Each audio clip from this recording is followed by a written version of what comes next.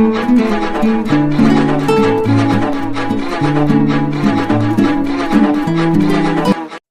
आप एक मैच्योर इंसान प्रतीत होते हो और आपकी जो रेस्पेक्ट है वो तुरंत ही बढ़ जाती है सामने वाले की नजरों में। और ये बात भी ध्यान में रखना कि आपको ही नहीं सुनना है सिर्फ सामने वाले को, मेक श्योर करें कि सामने वाला भी आपकी बात को पूरे अच्छे से सुने और बीच में ना बोले।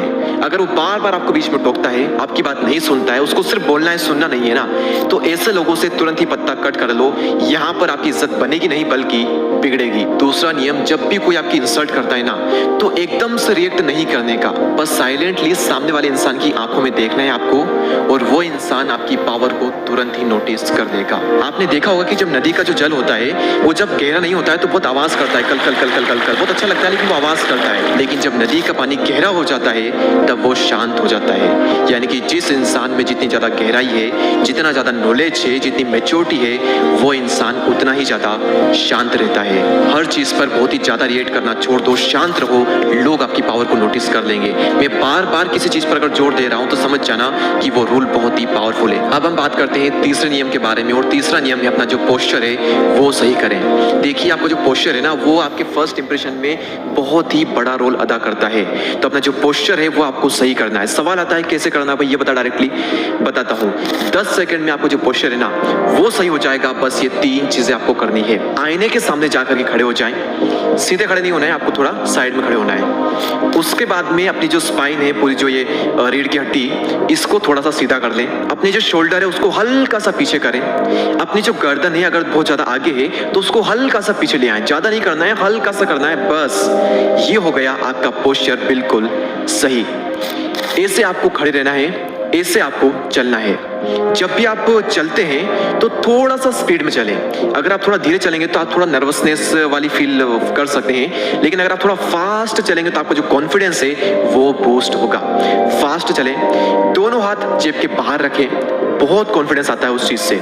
लेकिन अगर आप बहुत ज्यादा नर्वस फील कर रहे हैं तो आप अपना एक हाथ जेब में भी रख सकते हैं और कुछ इस तरह से आप चल सकते हैं। और जब भी आप खड़े हो, ग्रुप में बात कर रहे हो, अगर आप थोड़ा सा नर्वस फील कर रहे हैं तो अपने हाथों को जेब में आप रख सकते हैं। एक हाथ को भी रख सकते हैं, दोनों हाथों को भी रख सकते हैं, और नहीं रखोगे तो बहुत ही बढ़िया है। लेकिन अपने नर्वसनेस को थोड़ा सा कम करने के लिए आप जेब में रख सकते हो। सभी इंसान है आपकी ही तरह, वो भी सांस लेते हैं, वो भी सुबह हगने के लिए जाते हैं, उनकी भी 2 आंखें हैं, 2 कान हैं, एक सब कुछ सेम है। फर्क है सिर्फ कॉन्फिडेंस का। 15 अगस्त 1947 को हम लोग आजाद हो गए थे, किसी की गुलामी करने के लिए हम नहीं बने हैं। याद रखिएगा इस बात को। वो भी इंसान है, हम भी इंसान है, हम अपनी ठाट बाट में जिएंगे, हम जैसे भी हैं हम अपनी ठाट बाट में जिएंगे। बस ये अगर आप सोचोगे आपका कॉन्फिडेंस तुरंत ही बूस्ट हो जाएगा। 5वां नियम, अपनी इज्जत बढ़ाने के लिए आपको अपना कॉन्फिडेंस बढ़ाना होगा, और कॉन्फिडेंस बढ़ाने के लिए आपको अच्छे कपड़ों में निवेश करना होगा। मैंने देखा है कई सारे लोग क्या करते हैं, जल्दबाजी में पैसे वेस्ट करके आते हैं और अच्छे कपड़े लेकर के बिल्कुल भी नहीं आते हैं। और कई लोग ये सोचते हैं कि 1000 रुपए में मैं 4 से 5 शर्ट्स ले लूं, 2000 रुपए में मैं पूरे साल भर के कपड़े ले लूं, बहुत सारे कपड़े ले लूं। ऐसा आपको बिल्कुल भी नहीं करना है। आप 1000 में सिर्फ 1 जोड़ी कपड़े ले, 2000 में सिर्फ 1 जोड़ी कपड़े ले, लेकिन वो 1 जोड़ी भी ऐसे हो कि वो लंबे टाइम तक टिके, उनकी चमक बनी रहे और वो आपको कॉन्फिडेंस फील कराए, उनकी क्वालिटी जबरदस्त हो। ऐसे कपड़ों में आपको निवेश करना है। आप पूरे साल में मुश्किल से 4 जोड़ी कपड़े ही पहनो, लेकिन वो 4 जोड़ी भी ऐसे हो कि अगर आप कोई भी इंसान आपको उन कपड़ों में देख ले तो आपकी जो इज्जत है ना वो बनी रहे। वरना आप 50 जोड़ी कपड़े पहनोगे, 50 के 50 लो क्वालिटी के, कोई मजा नहीं, ना तो कलर अच्छे हैं, ना उनका मटेरियल अच्छा है, ना वो चलते हैं, उनका कलर उड़ जाता है 1 महीने में ही। आपको क्वालिटी में इन्वेस्ट करना है, ना कि क्वांटिटी में। Point number 6, speak slowly. आराम से बोले, धीरे बोले। हड़बड़ाहट में बोलने वालों की इज्जत कम होती है। जो आराम से बोलते हैं, सोच कर बोलते हैं, गैप देकर के बोलते हैं, उनकी इज्जत ज्यादा होती है। मैं आपको कुछ मूवी के सीन दिखा सकता हूँ, आप इनको देखिए, सबकी अच्छी खासी बॉडी बनी हुई है, सब तगड़े लग रहे हैं, लेकिन इन पिक्चर में इनका जो कैरेक्टर वो चोमू टाइप है। तो आप देखोगे कि ये जो लोग है ना, ये बहुत हड़बड़ाहट में बोलते हैं, जल्दबाजी में रहते हैं, तो इनकी जो इज्जत है ना वो नहीं है, चोमू से है। भले इनकी बॉडी बहुत अच्छी है लेकिन ये चोमू से है। और इन कुछ कैरेक्टर को आप देखिए, कुछ की बॉडी बहुत अच्छी है, कुछ की बॉडी नहीं भी है, लेकिन ये बहुत ही आराम से बोलते हैं, शांत रहकर बोलते हैं और गहराई से बोलते हैं, और इनकी जो इज्जत है वो एक अलग ही लेवल पर है। तो शांत रहकर बोलिए, थोड़ा सा गैप देकर बोलिए, सोच कर बोलिए और धीरे बोलिए। 7वां नियम, और सबसे ज्यादा इज्जत आपकी बढ़ेगी इस नियम से, और ये नियम ये कहता है कि अपनी कला में माहिर बने। मैं फिर कह रहा हूं, अपनी कला में माहिर बने। जो इंसान अपनी कला में माहिर होता है उसकी दुनिया इज्जत करती है। विराट कोहली भी सचिन तेंदुलकर के आगे नतमस्तक होते हैं क्योंकि सचिन तेंदुलकर अपने वक्त के, अपने खेल के महानायक रह चुके हैं। तो सबसे ज्यादा इज्जत बन सकती है अपनी कला में माहिर बन के। जो भी आपका काम है ना, गोल रखें अपनी फील्ड का महानायक बनने का। 8वां नियम, अगर और भी ज्यादा इज्जत बढ़ानी है तो टी कॉन्सेप्ट का यूज कीजिए। क्या कहता है टी कॉन्सेप्ट? टी कॉन्सेप्ट में आप देखोगे कि एक लाइन होती है हॉरिजॉन्टल, एक लाइन होती है वर्टिकल। वर्टिकल लाइन यानी कि ऊपर से नीचे तक, यानी कि किसी भी एक फील्ड में आप गहराई तक जाएं, उसके माहिर बन जाएं, आपकी इज्जत बढ़ जाएगी। उसके बाद में हॉरिजॉन्टल लाइन यानी कि बाकी जो फील्ड है, आप हर फील्ड का थोड़ा थोड़ा नॉलेज लेते रहें, उसमें भी आप पीछे ना रह जाएं। अगर आप ये करते हैं तो आपकी जो इज्जत है वो बहुत ज्यादा बढ़ जाएगी। क्या मतलब इसका? फॉर एग्जाम्पल, विराट कोहली और MS धोनी ने किसी एक चीज में पूरी गहराई से महारत हासिल कर ली है। उसके बाद में आप देखोगे कि बाकी फील्ड में भी वो पीछे नहीं रहे। आप देखोगे उनकी कम्युनिकेशन स्किल, उनकी इंग्लिश स्पीकिंग स्किल, उनका कॉन्फिडेंस, उनकी एक्टिंग जो है, उसकी वजह से वो बाकी फील्ड में भी थोड़ा ना अलग ही लेवल पर चमके।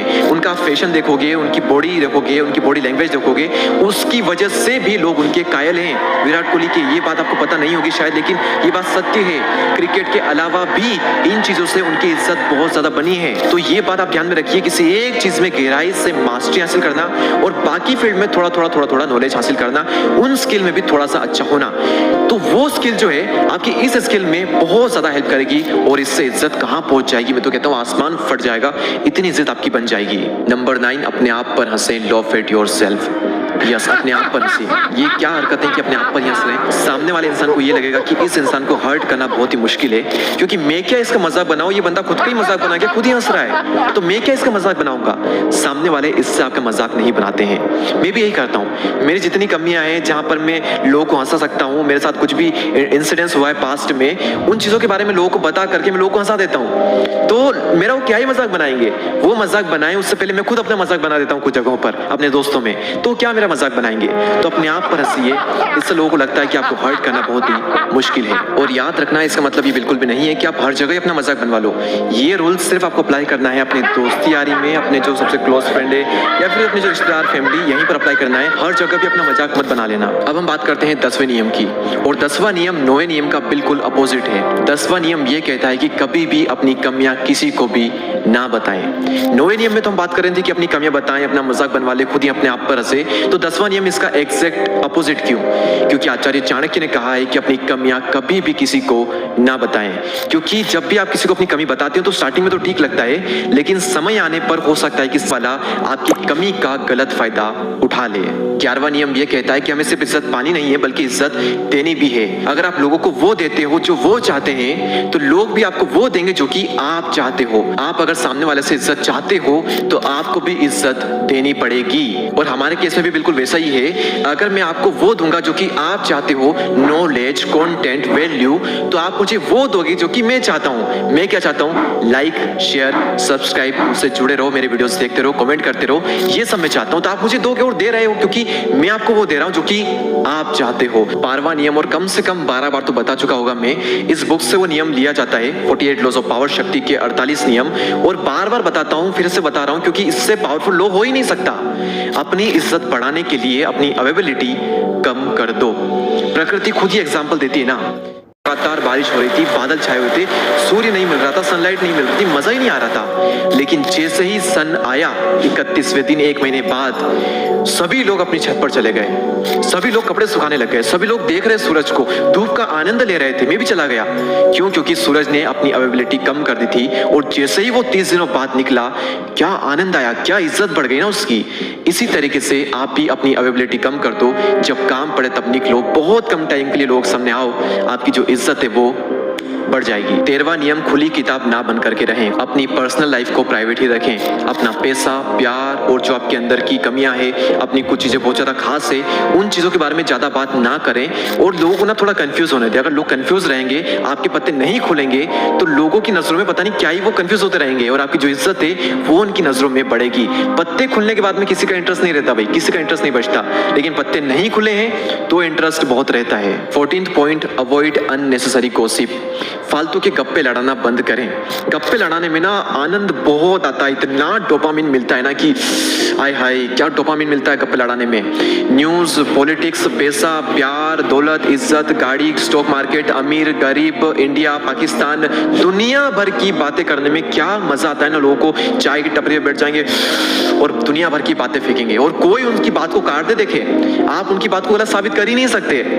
बहुत मजा आता है गप्पे लड़ाने में, लेकिन आपको इससे थोड़ा सा बचना है। हाँ, अपनी दोस्ती यारी में खूब बात करिए इससे, लेकिन हर जगह पर गप्पे लड़ाने मत बैठ जाना, उनको थोड़ा अवॉइड करो। 15वां नियम, अपनी गलती माने, बहाने बनाना बंद करें। जब भी कोई इंसान अपनी गलती मान लेता है तो दुनिया को ये लगता है कि यार ये इंसान ना जिम्मेदार है, सारी जिम्मेदारी ये खुद पर लेता है, खुद की गलती खुद मानता है क्योंकि वो उसकी जिम्मेदारी थी, और ऐसे लोगों की इज्जत की जाती है। तो गलती अगर आपकी है तो आप उसे एक्सेप्ट कीजिए। इज्जत का अगला नियम, किसी के बारे में भी पीठ पीछे बुराइयां ना करें, क्योंकि अगर सामने वाले को भले नहीं बताते हैं, लेकिन कुछ कुछ बार ना आप जिसको बता रहे हैं, आप जिसके बारे में बुराई कर रहे हैं, ये इंसान उसको जाकर के बता देता है कि उसने तेरी बुराई करी है। अगर उस इंसान को ये पता चल गया कि यार इस इंसान ने मेरी पीठ पीछे बुराई की है, सामने तो बहुत अच्छा बोलता है, तो आप ना हमेशा